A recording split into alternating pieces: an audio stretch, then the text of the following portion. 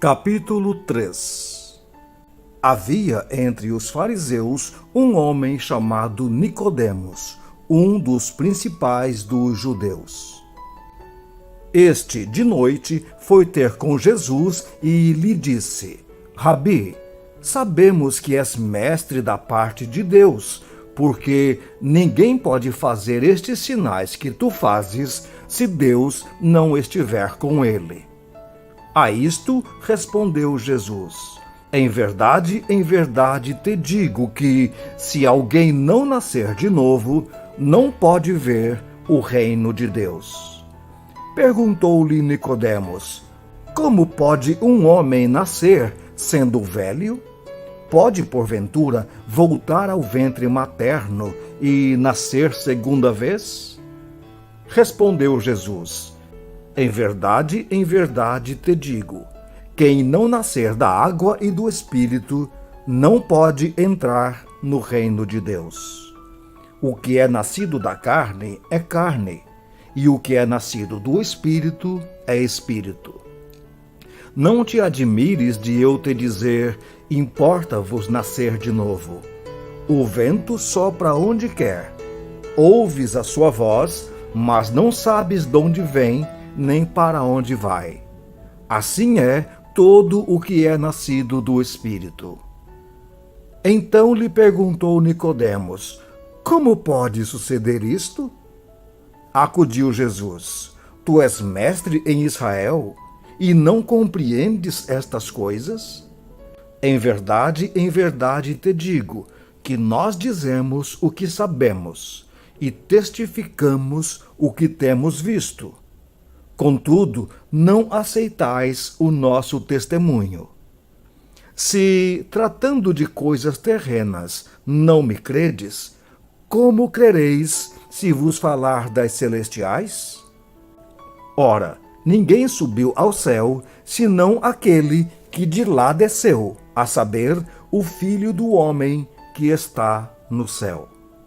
E, do modo por que Moisés levantou a serpente no deserto, assim importa que o Filho do homem seja levantado, para que todo o que nele crê tenha a vida eterna.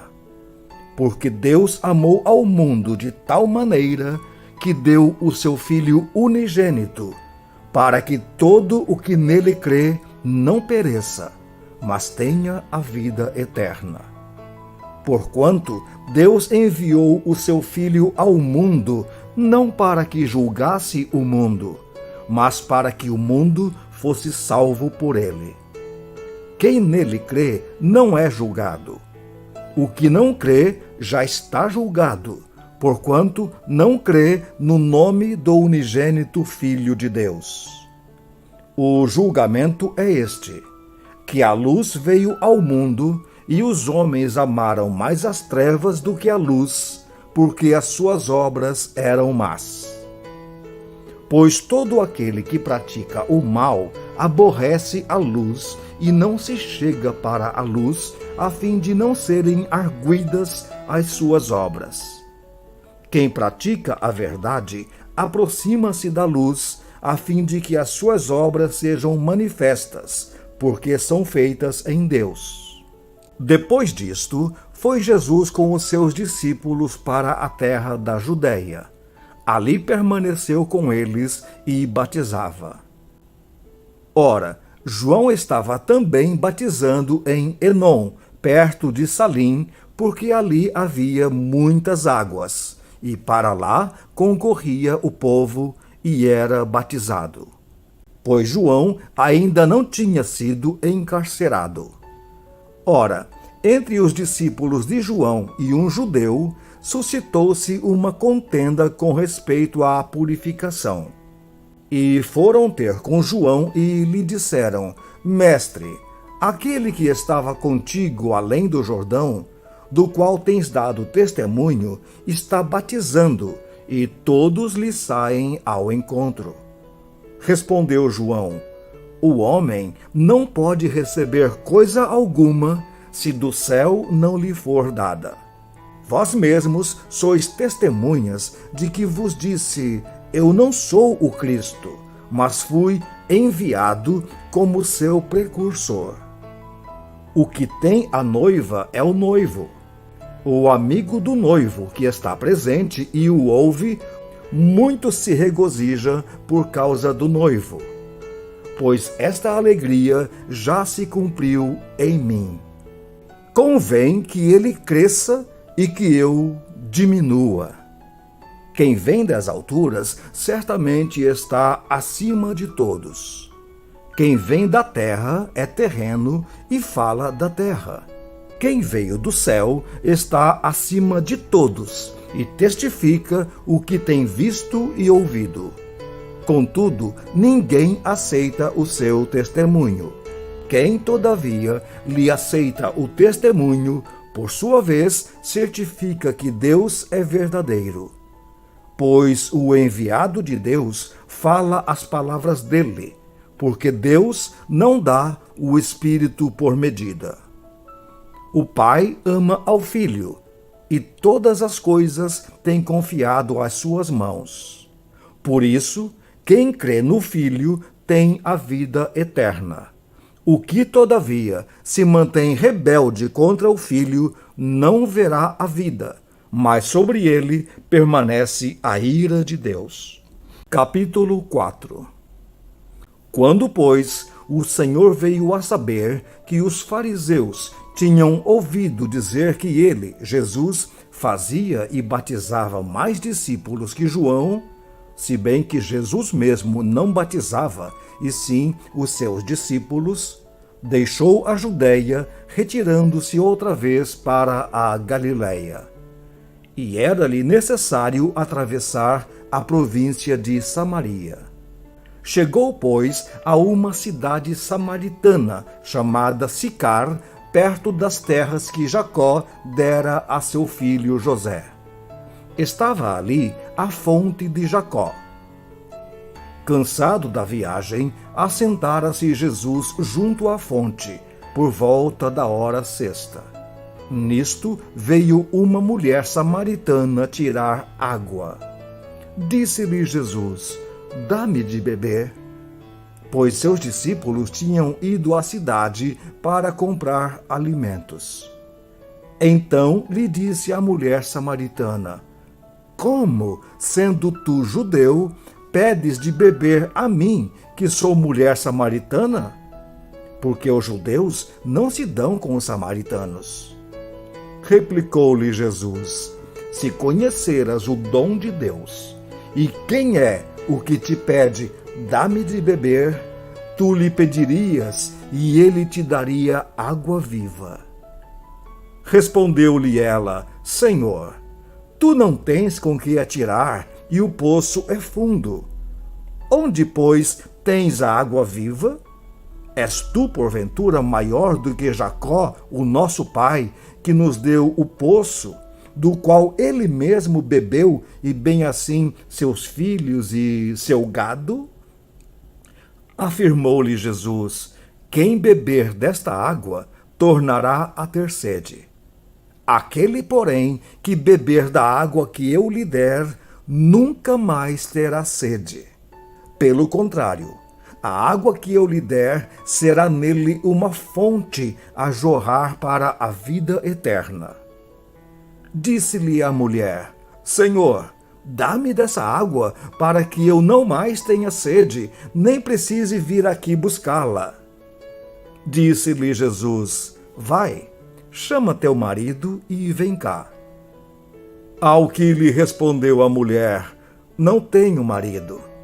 Replicou-lhe Jesus: bem sei que não tens marido, porque 5 maridos tiveste, e esse que agora tens não é teu marido. Isto disseste com verdade. Senhor, disse-lhe a mulher, vejo que és profeta. Nossos pais adoraram neste monte. Vós, entretanto, dizeis que em Jerusalém é o lugar onde se deve adorar. Disse-lhe Jesus: mulher, podes crer-me que a hora vem, quando nem neste monte, nem em Jerusalém adorareis o Pai. Vós adorais o que não conheceis. Nós adoramos o que conhecemos, porque a salvação vem dos judeus. Mas vem a hora, e já chegou, em que os verdadeiros adoradores adorarão o Pai em espírito e em verdade. Porque são estes o que o Pai procura para seus adoradores. Deus é espírito, e importa que os seus adoradores o adorem em espírito e em verdade. Eu sei, respondeu a mulher, que há de vir o Messias, chamado Cristo. Quando ele vier, nos anunciará todas as coisas. Disse-lhe Jesus: Eu o sou, eu que falo contigo. Neste ponto, chegaram os seus discípulos e se admiraram de que estivesse falando com uma mulher. Todavia, nenhum lhe disse: Que perguntas? Ou por que falas com ela? Quanto à mulher, deixou o seu cântaro, foi à cidade e disse àqueles homens: Vinde comigo e vede um homem que me disse tudo quanto tenho feito. Será este, porventura, o Cristo? Saíram, pois, da cidade e vieram ter com ele. Nesse ínterim, os discípulos lhe rogavam, dizendo: Mestre, come. Mas ele lhes disse: Uma comida tenho para comer, que vós não conheceis. Diziam então os discípulos uns aos outros: Ter-lhe-ia, porventura, alguém trazido o que comer? Disse-lhe Jesus: A minha comida consiste em fazer a vontade daquele que me enviou e realizar a sua obra. Não dizeis vós que ainda há 4 meses até a ceifa? Eu, porém, vos digo: erguei os olhos e vede os campos, pois já branquejam para a ceifa. O ceifeiro recebe desde já a recompensa e entesoura o seu fruto para a vida eterna. E dessarte se alegram tanto o semeador como o ceifeiro. Pois, no caso, é verdadeiro o ditado: um é o semeador e outro é o ceifeiro. Eu vos enviei para ceifar o que não semeastes. Outros trabalharam, e vós entrastes no seu trabalho. Muitos samaritanos daquela cidade creram nele, em virtude do testemunho da mulher que anunciara: Ele me disse tudo quanto tenho feito. Vindo, pois, os samaritanos ter com Jesus, pediam-lhe que permanecesse com eles. E ficou ali 2 dias. Muitos outros creram nele por causa da sua palavra, e diziam à mulher: Já não é pelo que disseste que nós cremos, mas porque nós mesmos temos ouvido e sabemos que este é verdadeiramente o Salvador do mundo. Passados 2 dias, partiu dali para a Galileia. Porque o mesmo Jesus testemunhou que um profeta não tem honras na sua própria terra. Assim, quando chegou a Galileia, os galileus o receberam, porque viram todas as coisas que ele fizera em Jerusalém por ocasião da festa, à qual eles também tinham comparecido. Dirigiu-se de novo a Caná da Galileia, onde da água fizera vinho.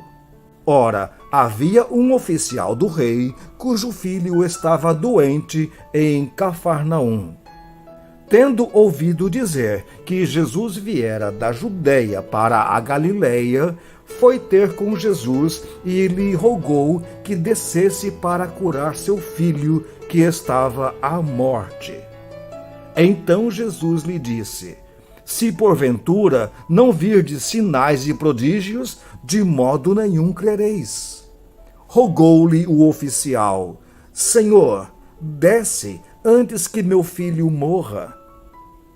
Vai, disse-lhe Jesus, o teu filho vive.